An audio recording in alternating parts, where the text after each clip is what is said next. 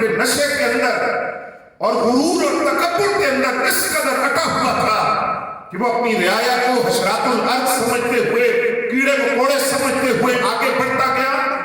ایک مخلوق الحال شخص نے اس کی سواری کی لگام پکڑ کر کہا کہ میں آپ سے کوئی سوال کرنا چاہتا ہوں، بات کرنا چاہتا ہوں۔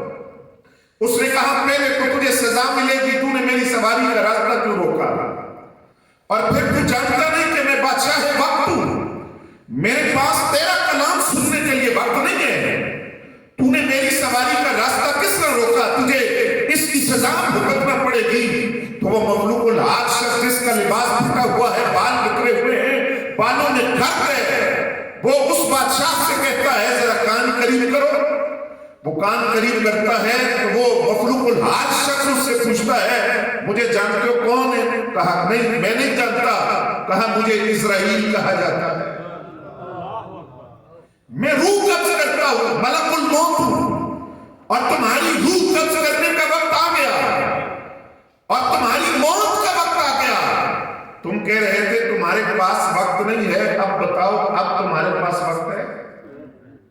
اس نے کہا اب تم مجھے چند گھڑیاں مہلت دو، میں اپنے بچوں سے الوداعی ملاقات کر لوں، میں انہیں کوئی نصیحتیں کر لوں، کوئی پیغام دے دوں، کوئی کاروبار زندگی اس کے والے سے کچھ انہیں وصیتیں کر دوں۔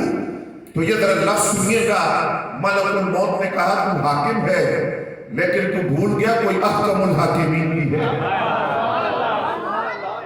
تیری حکومت تو صرف سروں پر ہے اور اس کی حکومت کا عالم یہ ہے جب وہ حکم دیتا ہے تو اس کے حکم کو کوئی ٹال نہیں سکتا۔ وہ فرماتا ہے میں جو چاہتا ہوں وہ کرتا ہوں، اور اس کی چاہت کے سامنے کوئی بند نہیں باندھ سکتا، روک نہیں سکتا۔ فرمایا یہ وہ ہے جس کی زندگی اللہ کی جان سے غفلت میں گزری، اس کی موت اس طرح ہوئی، اور جس کی زندگی حیات طیبہ کا مصداق ہوتی ہے وہ نفس مطمئنہ کا مصداق بن کر یوں جاتا ہے کہ ارجعی الی ربک راضیۃ مرضیہ فادخلی فی عبادی وادخلی جنتی کا مژدہ سن کر جاتا ہے۔ اور اسے بھی حضرت وہب بن منبہ بیان کرتے ہیں، فرمایا جب رب کا کوئی دوست جاتا ہے تو ملک الموت آ کر اس سے سوال کرتے مجھے پہچانتے ہو؟ وہ اللہ کا ولی کہتے ہیں نہیں میں تجھے نہیں پہچانتا۔ کہاں مجھے اسرائیل کہا جاتا ہے، میں روح قبض کرنے آیا ہوں، تو اللہ کا ولی کہتا ہے تیرا آنا مبارک ہو، مجھے خوشی ہوئی تیرے آنے کی، میں تیرا انتظار کر رہا تھا، میں موت کے لیے تیار تھا، میں ڈرا نہیں موت سے، میں موت کے لیے تیار تھا، تیرا آنا مبارک ہو۔ اگلی گل سننا، ملک الموت کہتے ہیں مجھے رب نے فرمایا میرا مقرر بندہ ہے، پوچھ لینا کچھ مہلت چاہیے؟ اس سے کہا کہ وقت نہیں ہے، ادھر کہا کہ مہلت چاہیے، تو وہ آپ کو جواب کیا دیتا ہے؟ وہ مہلت مانگ رہا تھا لیکن اللہ کا دوست کیا کہتا ہے؟ کہا نہیں مجھے کوئی مہلت نہیں چاہیے، جب موت کے ذریعے رب سے ملنا ہے تو تاخیر کس بات کی، دیر کس بات کی؟ حضرت ابراہیم خلیل اللہ علیہ السلام کے پاس جب ملک الموت حاضر ہوئے کہ آپ کی روح قبض کرنے آیا ہوں، تو انہوں نے کہا اللہ کی بارگاہ میں میری طرف سے عرض کرو کہ کوئی اپنے خلیل کی روح بھی قبض کرتا ہے، میں تو رب کا خلیل ہوں۔ رب نے فرمایا میرے خلیل سے پوچھو کوئی خلیل اپنے محبوب سے ملنے میں تاخیر بھی کرتا ہے؟ حضرت ابراہیم علیہ السلام نے کہا فوراً میری روح کو قبض کر لو۔ ادھر وہاں بن منبہ رضی اللہ تعالیٰ عنہ فرماتے ہیں کہ اس سے سوال کیا جاتا ہے کہ آپ کو مہلت چاہیے؟ وہ کہتا ہے نہیں مجھے مہلت نہیں چاہیے، ابھی میری روح قبض کر لے۔ وہ کہتا ہے پھر ایک اور بات سنیے، اللہ نے فرمایا میرا دوست ہے، میرا مقرب بندہ ہے، ساری زندگی تک وہ طہارت کے ساتھ گزاری ہے، خوف خداوندی میں ذکر الہی کے ساتھ، اور میری مرضی کے مطابق چلتا رہا، تو اس سے پوچھو کہ کس حالت میں مرنا پسند کرے گا؟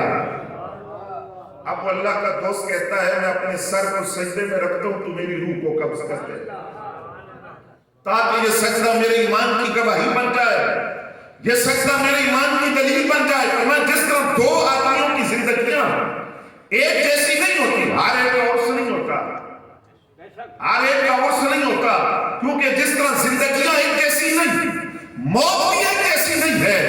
پھر ذرا اگر یہ بات مشکل ہے تو میں اور آسان کرتا ہوں۔ داتا صاحب نے کشف الموجود میں لکھا، آپ فرماتے ہیں کہ اللہ تعالیٰ کے ولی تھے حضرت ابو الحسن محمد بن اسماعیل رحمۃ اللہ علیہ، ان کے جب دنیا سے جانے کا وقت آیا اور نزاع کی کیفیت तारीख है, कुछ अफाका उन्हें हुआ तो उन्होंने लोगों से पूछा कौन सा वक्त है?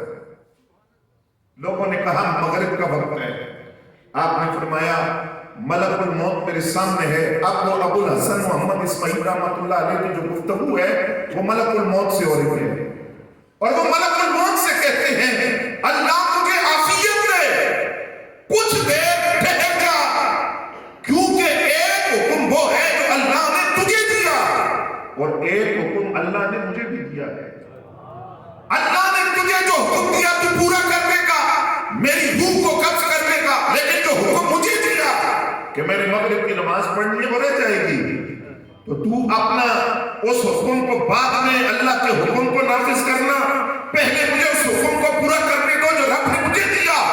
फरमाया उन्होंने अब वजू किया, वजू करने के बाद नमाज मगरिब पढ़ी, उनकी रूह कब्ज कर ली गई, दुनिया से चले गए। लेकिन दाता साहब फरमाते हैं कि उनको विसाल के बाद ख्वाब में देखा गया, उनसे सवाल हुआ कि क्या हुआ? उन्होंने कहा कर्म ही कर्म हो गया, कर्म ही कर्म हुआ। मैं अल्लाह की बंदगी के साथ, इबादत के साथ और अल्लाह के हुजूर सर सजदे में रख कर दुनिया से आया।